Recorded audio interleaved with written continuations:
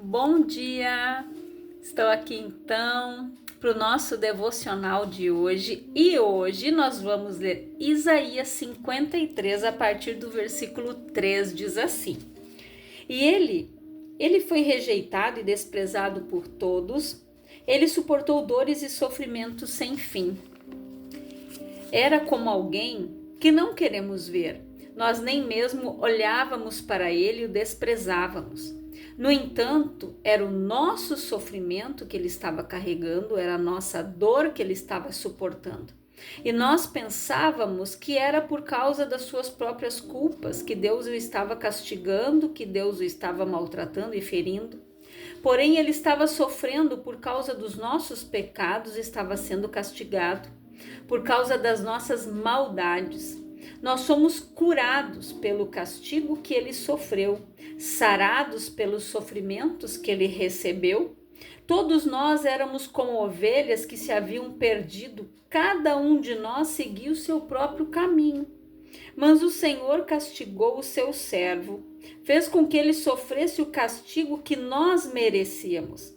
Ele foi maltratado, mas aguentou tudo humildemente e não disse uma só palavra. Ficou calado como um cordeiro que vai ser morto, como uma ovelha quando cortam a sua lã. Foi preso, condenado e levado para ser morto e ninguém se importou com o que ia acontecer com ele. Então, olha o que aconteceu com Jesus, depois você pode ler todo o restante do capítulo. É muito forte, né? Ele foi desprezado, humilhado. Ele levou a minha culpa e a sua, a minha dor e a sua, o meu sofrimento e o seu, a minha maldade e a sua. E muitos o desprezaram. E hoje ainda fazem isso. Jesus levou tudo sobre si.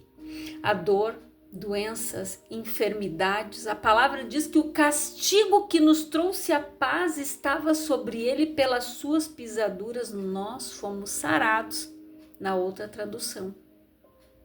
Mas que você reflita nisso.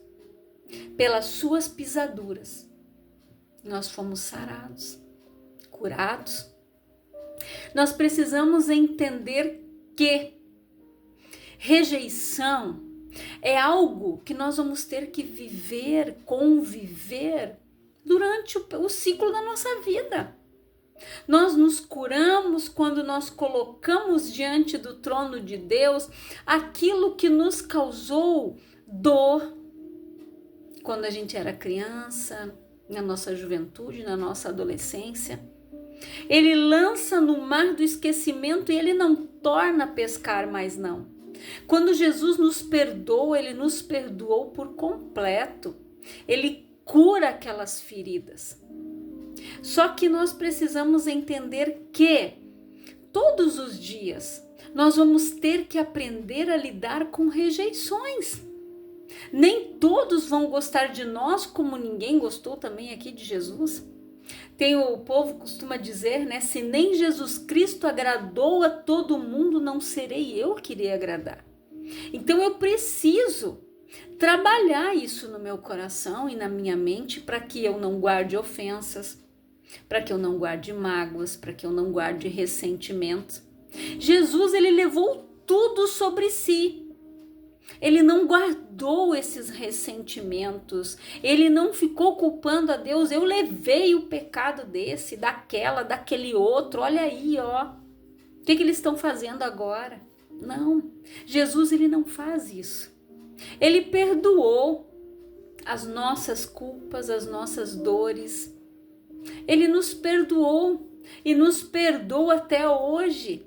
Quantas pessoas, gente, são curadas, ligam a televisão, assistem programas aonde pessoas estão fazendo orações, elas oram juntos, são curadas mediante a sua fé em Cristo, mas elas não voltam para agradecer como aqueles 10 leprosos. Eram 10, só um voltou, e um ainda que era estrangeiro, não era nem judeu. Para você ver que as pessoas, elas têm o mal da ingratidão. de serem gratos. Jesus, ele foi crucificado no meio de 2 ladrões. Um foi para o céu, o outro seguiu o caminho que ele escolheu. Na cruz, ao lado de Jesus, ambos fizeram as suas escolhas.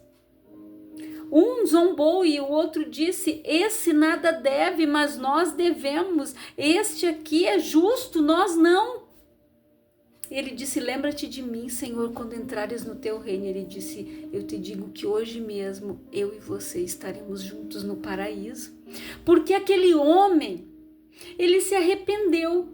No último momento da sua vida, ele se arrependeu dos seus erros, ele se arrependeu dos seus pecados, ele aceitou Jesus ali, quando ele reconheceu que Jesus era o Filho de Deus naquela cruz, enquanto o outro zombou, o outro teve outro caminho, mas ele não. Então a nossa salvação, ela é individual. A nossa vida, ela é feita de escolhas, nós escolhemos a maldição ou a bênção, a prosperidade ou a miséria, a fartura ou a escassez. O que você tem escolhido? Você tem escolhido a porta estreita ou a porta larga? Você tem escolhido a porta que é Jesus, que é o Senhor que cuida das suas ovelhas, que é reconhecido por elas e elas reconhecem a sua voz? Ou você tem sido enganado pela voz do diabo, ao qual a sua mente está escravizada? Quando você se deixa convencer por mentiras, quando você abre as brechas, como a gente costuma dizer, a palavra diz: não deis lugar ao diabo. Quando a pessoa dá lugar, quando ela dá espaço, um exemplo, quando ela mente. Quando ela mente, ela dá legalidade para Satanás agir na vida dela, porque ele é o pai da mentira. Ela está dando legalidade para o diabo agir na sua vida. Totalmente. São brechinhas que as pessoas abrem. Quando a pessoa acessa vídeos que não é para ela olhar. Quando ela começa a olhar aquilo ali, quando ela começa a desejar, Jesus disse, ela desejou aqui, ela já pecou, gente. Então, os nossos olhos, os nossos ouvidos são portas de entrada, ao qual nós devemos vigiar. A palavra diz que em todo tempo guarda o teu coração, porque dele procedem as fontes e as saídas da vida, porque tudo aquilo que eu deixo a minha mente ser trabalhada, vai descer para o meu coração, porque a boca vai falar do que o meu coração está cheio. Então eu tenho que vigiar.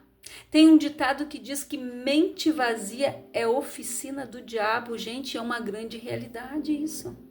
Quando a pessoa dá espaço na sua mente para Satanás agir, ela só fala derrota. Ela só fala miséria, ela só murmura, ela só reclama, ela só fala de escassez, nada tá bom, nada vai dar certo para. Quando ela deixa o inferno tomar conta da sua mente. Quando a palavra diz que nós devemos nos revestir de toda a armadura de Deus, a armadura completa do Senhor, gente, é a palavra. Quando fala do capacete da salvação, da couraça da justiça, do cinturão da verdade, do escudo da fé, da espada do Espírito, que é a palavra do Senhor, e os pés calçados para a preparação da pregação do Evangelho. Esse capacete, essa couraça, é a palavra, gente. É a palavra que nos veste. Ela guarda a nossa mente, ela guarda o nosso coração. Ela cuida, ela faz com que o escudo da fé rebata os dardos inflamados do maligno através da palavra. Quando tenta vir na minha mente aquele mau pensamento, eu digo: aqui não, Satanás, em nome de Jesus, pega esse teu mau pensamento e sai daqui. ele sai. Mas se eu dou lugar, eu fico ali pensando, matutando, desce, a pessoa fala, ou ela comete os atos que vêm sobre a sua mente. Atos suicidas, muitas coisas. Aonde começa tudo? Aqui. Aonde Satanás convence pessoas de cometerem suicídio, de matar as outras, que é homicídios, onde começam os feminicídios, tudo aqui. O diabo vai trabalhando, gente, o ciúme, a desconfiança, tudo. Satanás tem os ardis dele que ele vai lançando. Ele tem planos de destruição, como eu já falei no devocional anterior. O ladrão veio para matar, roubar e destruir. Jesus, ele fez tudo isso aqui para que a gente tivesse a vida eterna. Jesus padeceu tudo isso aqui. Jesus foi humilhado, Jesus foi desprezado, ele foi rejeitado, traído, cuspido, tudo que você podia imaginar, ele foi moído. A palavra moído, esmagado, ela quer dizer que Jesus por dentro também teve hemorragia. Ele sangrou por dentro, gente, por nós. Tudo que Jesus padeceu no nosso lugar foi para que nós pudéssemos ter a salvação, para que nós não viéssemos mais perecer. Claro que nós vamos passar por aflições. Mesmo a gente sendo de Deus, a gente não está livre de passar por um problema cardíaco, de ter tumor. Não estamos livres. Se nós negligenciarmos com a nossa saúde, com a nossa alimentação, se a gente não fizer exercício, se eu não cuidar do corpo, se eu não cuidar do templo que é a morada do Espírito, se eu alimentar mágoas, ressentimentos, ódio, se a pessoa começar a abrir a boca dela e só amaldiçoar os outros, desejar morte para os outros, desejar algo ruim para os outros, o que ela vai colher? Tem a lei do retorno, não se esqueça que tudo que o homem plantar, ele vai colher, está escrito aqui. E eu vou colher o que a minha boca plantar. Aquilo que eu semear com os meus lábios, eu vou colher. Então é muito sério. Se eu quero viver esta salvação que este Jesus aqui conquistou lá na cruz do Calvário por mim, eu preciso fazer como peregrino, ir me desprendendo das minhas bagagens, ir passando pelo processo de transformação. No momento em que eu aceito Jesus, que eu faço dele Senhor da minha vida, que eu vou aprendendo a cada dia. No início nós somos comparados como crianças, que ingerem o alimento líquido, o leite. Depois a criança é um processo, gente. A salvação é um processo. Aonde eu sou comparada como um bebê que nasce de novo. Eu vou recebendo o leite. Depois eu vou começando a gatinhar, eu vou dando os primeiros passos, eu vou ingerir o alimento sólido. São etapas da nossa vida, nós somos comparados com crianças, a fase da criança, a evolução de um bebê na fé. Então nós precisamos cuidar, passar pelo processo, ser curado. É um processo que dói. Nos desprender do que nos causa dor, dói. Para limpar um ferimento não dói. Mas ninguém vai suturar, costurar algo que tem sujeira ali dentro, porque vai criar pus, vai arruinar, pode apodrecer o lugar. Pode acontecer muitas coisas. Se eu deixar a sujeira ali, eu não limpar, para que vire uma cicatriz, eu vou olhar e vou lembrar, nossa, isso aqui foi disso. Eu preciso olhar para a cicatriz, não sentir mais dor. Eu preciso olhar para aquilo ali que eu vivi e ser curado disso. Ter a minha alma curada, restaurada, para que eu possa curar outras pessoas através daquilo que eu vivi, das coisas que eu passei. Eu tenho que olhar para o sacrifício da cruz. Eu não posso aceitar um diagnóstico. Eu tenho que olhar de acordo com a palavra. Eu vou me sujeitar a fazer um tratamento, lógico. Se eu consultei, se deu alguma alteração, o médico vai me passar um tratamento, eu vou fazer, mas eu vou usar minha fé. Eu vou dizer, em nome de Jesus, eu já estou curada. E se é algo, gente, que eu negligenciei na minha saúde, eu vou pedir, Senhor, me mostre onde eu estou negligenciando, onde eu estou errando, eu não quero errar mais. O pastor Luciano Subirá, ele escreveu um livro, aonde ele fala lá sobre o processo que ele passou. Ele achava que ele não precisava se cuidar, ele estava obeso. Quando ele desencadeou diabetes, triglicerídeos, a ficha caiu.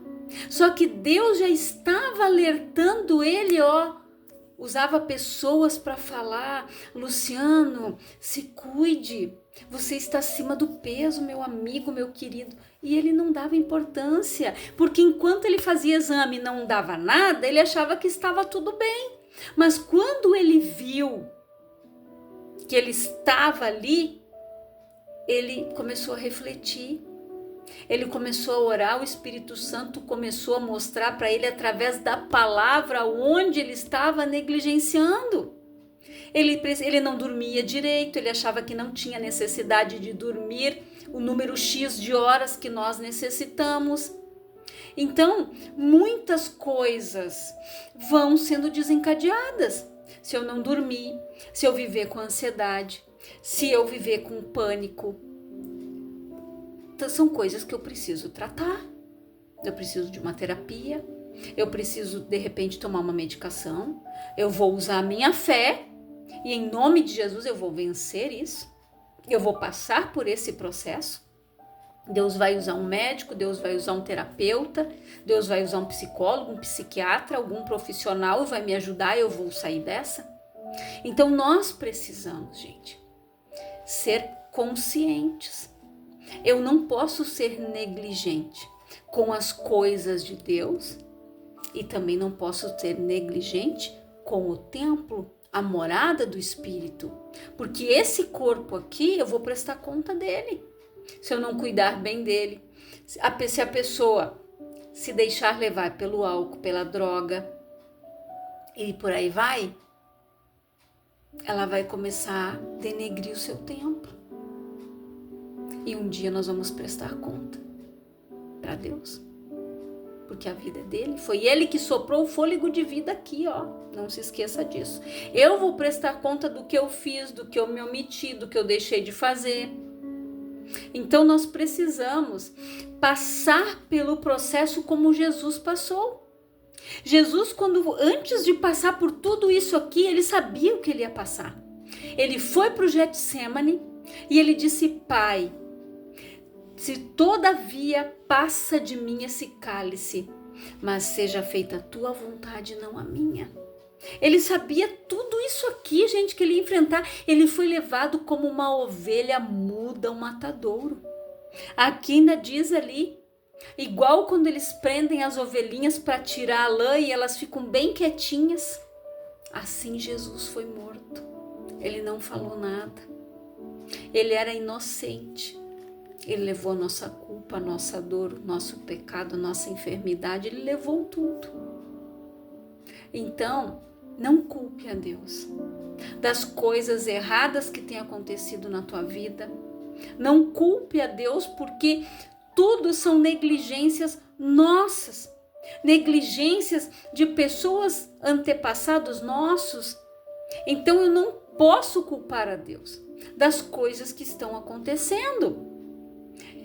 Hoje, eu convido você a orar também pelo que está acontecendo aqui no Rio Grande do Sul, essas enchentes, mortes. Não é Deus que está fazendo com que tudo isso aconteça, gente. Nós precisamos entender que a natureza está sendo destruída todos os dias. A camada de ozônio não existe mais. Está quase sem nada. Nós estamos passando verões terríveis de quente, invernos muitas vezes muito rigorosos ou com este excesso de chuva, com laninha, né? E por aí vai. Isso não existia na minha infância. Existiam enchentes uma vez por ano e olhe lá. Mas hoje são coisas que estão demais. Deslizamentos de terra, aonde, né, estão expandindo estradas, muitas coisas estão acontecendo. A natureza está sendo modificada. O homem está entrando quase para dentro do mar para construir prédio. A consequência vem. Não é culpa do Senhor. Então que você reflita nesta palavra. Eu peço que você, aonde quer que você esteja, que você ore pelo Rio Grande do Sul, que você ore por estas famílias que estão desabrigadas, que estão perdendo seus entes queridos, que você se una em oração com o povo gaúcho e por todos os lugares aonde tem guerra, aonde tem pessoas sofrendo. Nós, como cristãos, pessoas de Deus, nós precisamos orar. Então eu quero orar com você, Pai. Em nome de Jesus, eu oro, Senhor, por todas estas pessoas que estão ouvindo esta palavra, que o Senhor venha abrir o entendimento de cada uma delas, que elas venham, Pai, refletir sobre os seus atos, que elas venham se desprender das suas bagagens, Pai, e eu uno a minha fé com a fé de cada um que está orando junto comigo neste momento, pelo Rio Grande do Sul. Que o Senhor, Pai, envie o socorro para estas pessoas que estão desabrigadas, para estas pessoas, Pai, que estão perdendo entes queridos, que o Senhor dê o consolo para esses corações, para estas almas tão sofridas, Pai, porque Tu é amor, Senhor. Que o Senhor venha usar pessoas para que elas recebam um agasalho, para que elas tenham alimento. Que o Senhor venha mover o coração destas pessoas de íntima compaixão, para que elas venham estender a mão, Pai, para estas pessoas que estão sofrendo, que estão desabrigadas, que estão perdendo tudo. Que o Senhor venha, Pai, prover tudo que essas pessoas estão tendo necessidade neste momento, Senhor. Cuida do espírito, cuida da alma, cuida, Senhor, desses corações e de cada vida, Pai. É a minha oração e nós entregamos tudo diante de Ti, Pai, em nome de Jesus. Que Deus te abençoe grandiosamente.